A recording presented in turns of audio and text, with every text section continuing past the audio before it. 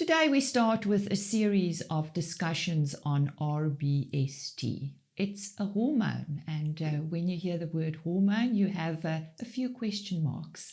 And we'd like to welcome Dr. Tod Collins. He's an independent dairy consultant. Tod, welcome. What is rBST and how does it work? Lisa, well, before I even start, I just want to say thanks a hang of a lot for A, broaching the subject, and B, asking me up here. But I had to leave my home in the mountains of KZN to come all the way. rBST is, it's known as a hormone, and most people shriek at the sound of hormones. But it's because of not enough information, I'm afraid. It's a natural hormone. It's made in the brain of a lactating cow. Well, we're talking about cattle mostly today.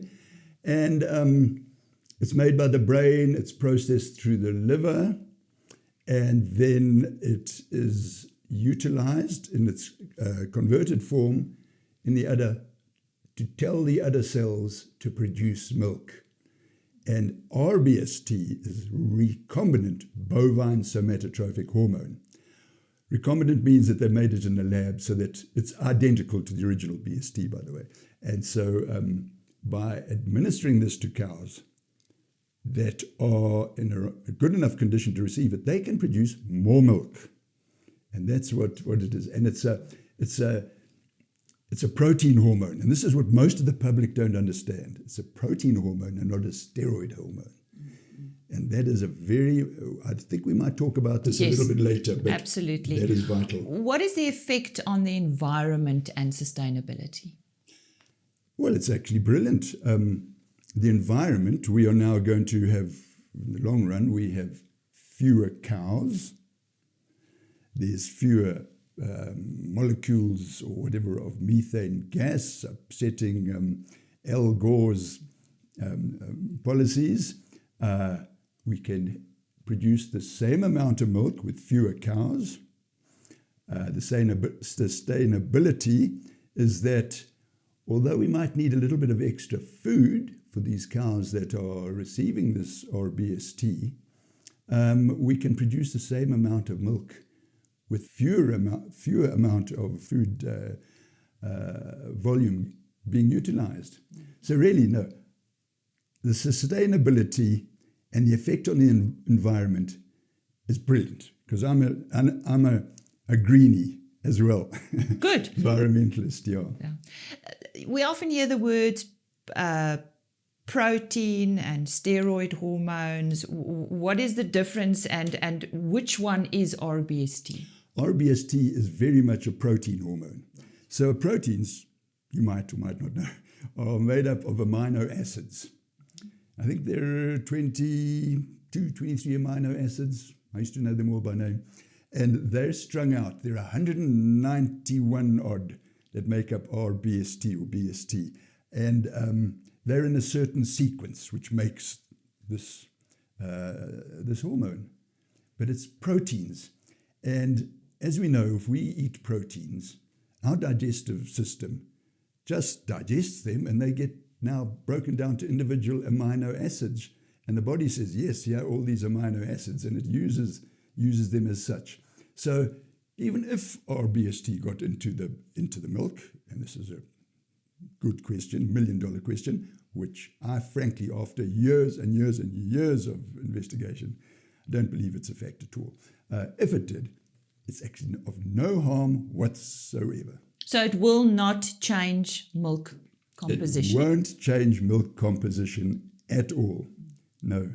Whereas a steroid hormone, as we know, steroids get taken for various reasons, and usually for a form of human health.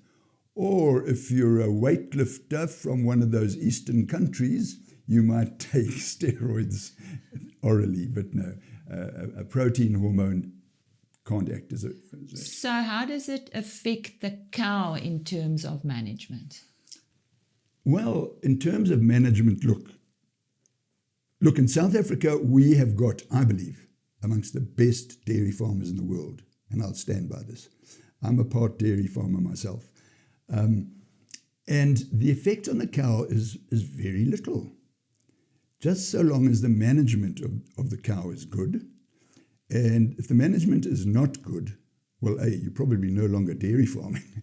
And if the management is not good, then we would not, I certainly would not, as a consultant, recommend it's being used. So how should rBST be used, and in which cows? Well, after years and years, and in fact, we used it on our farm many years ago, and we found this out. A lot of farmers were only using it in their cull cows at the end of their lactations. They'd milked and milked and milked, and now their milk was dropping.